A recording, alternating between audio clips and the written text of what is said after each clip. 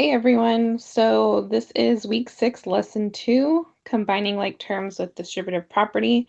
I'm going to go over 2 example problems in this video to get you started, and then you'll be using pretty much this method of combining like terms and distributive property for the rest of this week and then also into next week's assignments. So if you are struggling, you can always come back to this video to help you with that distributive property part.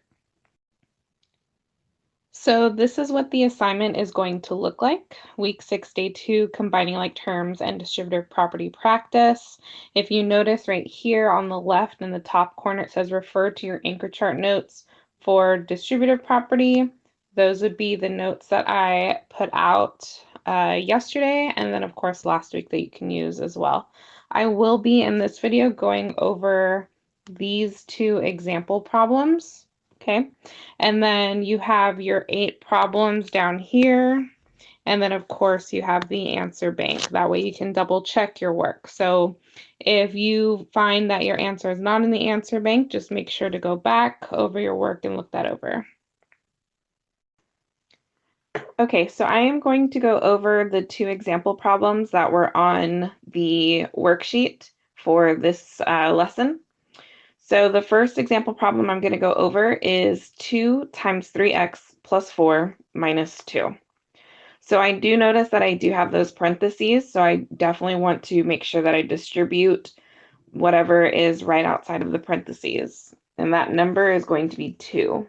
So this 2 right here is going to distribute to every term that is inside of the parentheses. And if you remember from last week with the EdPuzzle, to distribute means that we are going to be multiplying. So that 2, I would multiply times 3x and that positive 4. So I'm going to go ahead and write that 3x times that 2. And then, of course, I have that positive 4 that's also going to be multiplied by 2. Now, notice that I'm only distributing that 2 to everything inside the parentheses. So this minus 2 is just going to come down with the rest of the problem.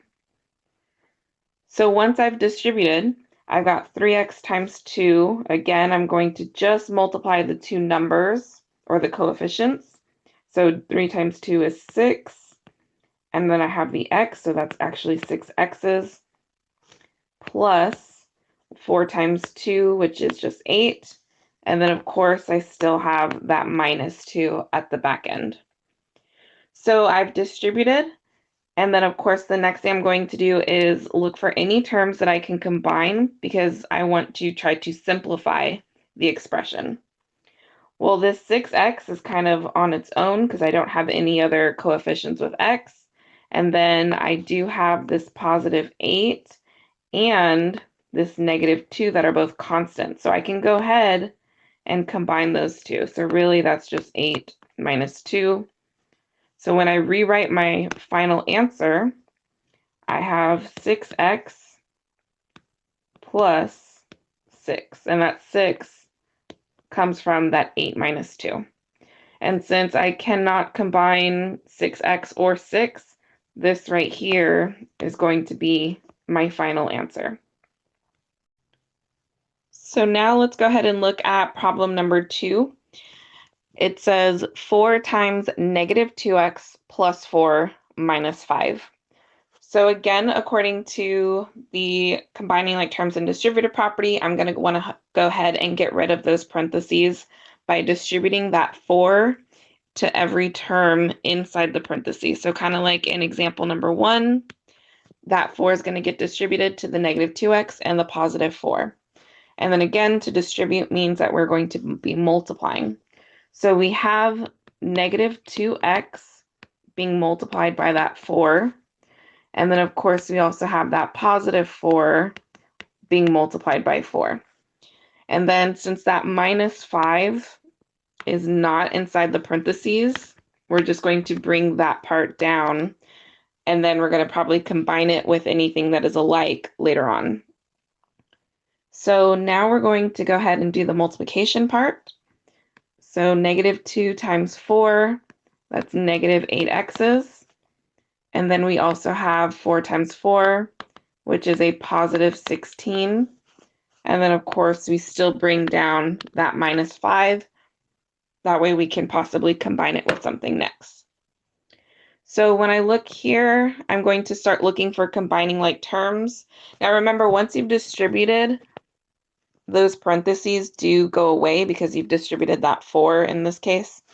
So I should no longer have any parentheses in my problem. So I'm going to go ahead and start combining those like terms.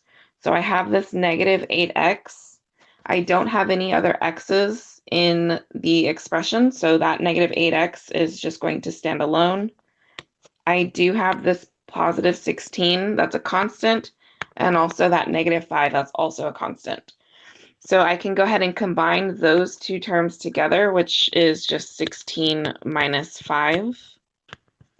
And then I'm going to go ahead and write my final expression. Negative 8x, and then 16 minus 5 is 11. So I end up with positive 11. That comes from over here.